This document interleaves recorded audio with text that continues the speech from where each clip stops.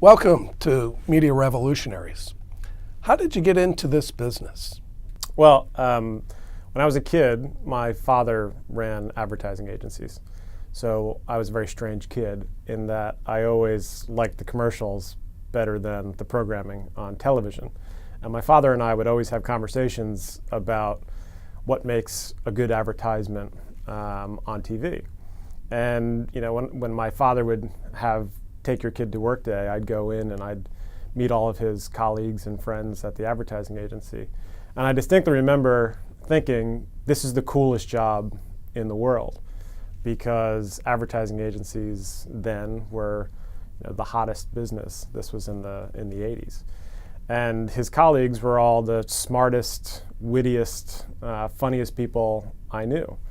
And so I grew up thinking, I want to be in advertising just like my dad. What's been your greatest setback to date, and how did you deal with it? Well, I worked in the late 90s into the early 2000s. I was part of the first bubble.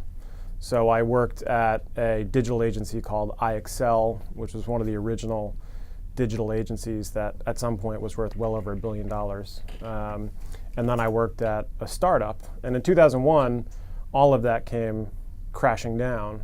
And I lost my job, along with many other people that were either working in startups, internet startups, or in digital advertising. So I would say that was my biggest setback, because it felt like all of what we had built up, all the momentum that we had built up in the digital advertising business came crashing down, along with various other things that were happening with world politics and the economy in general. But I turned that into an opportunity, and I decided it was a good time to go back to business school, because there weren't many jobs then. And I went back to business school, and that turned out to be a great opportunity. And by the time I got out, things had recovered. Not fully, but partially recovered. Sounds like your father could have been a mentor. Have you had mentors over the course of your career? Yeah, I've had lots of mentors along the way. I mean, my dad has always been a great mentor of mine. He worked in the advertising business. He worked for WPP, so he's had some insight to help me along. But of course, when I was at 24/7, yourself, Jonathan Sue, both encouraged me to try new things and start new businesses, and I wouldn't be where I am now without that encouragement and that support. Why would you recommend that young people get into our business? Well, I think that it's funny, careers sort of ebb and flow, and when I was getting out of college in the early 90s, everybody wanted to be an investment banker. That was the hottest thing you could possibly do.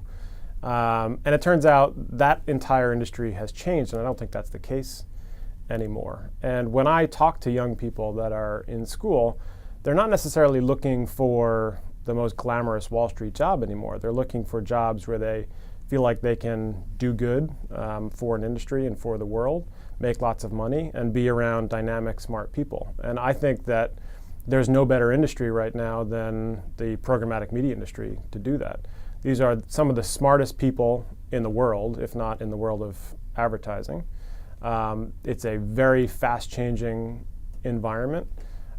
We are literally reinventing the advertising business, and we're doing good by the world because we are helping to make advertising welcome for consumers. We're helping to fundamentally change what it means to advertise through the use of data and technology. Where do you see this business going 5 to 10 years, and what's going to generate that change? What's it going to look like?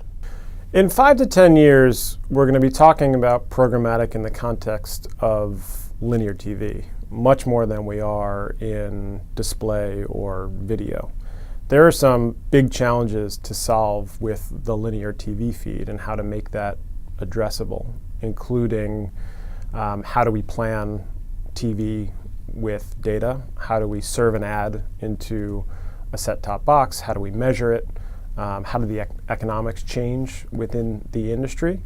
But I do believe that there's an opportunity. One of the trends that's undeniable is that fewer and fewer people are watching the linear TV feed. People are getting content through their mobile device, they're getting it through their desktop, they're getting it through various other means.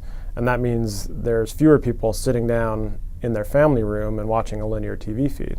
And so that's going to have to change. And I think the real innovation that's going on in the media industry and the programmatic industry specifically is how do we change that? How do we change that moving forward? And how do we make sure that when you see a television advertisement, whether that be on catch-up TV or even in linear TV, that it's as relevant as possible and as measurable as possible on an individual audience basis?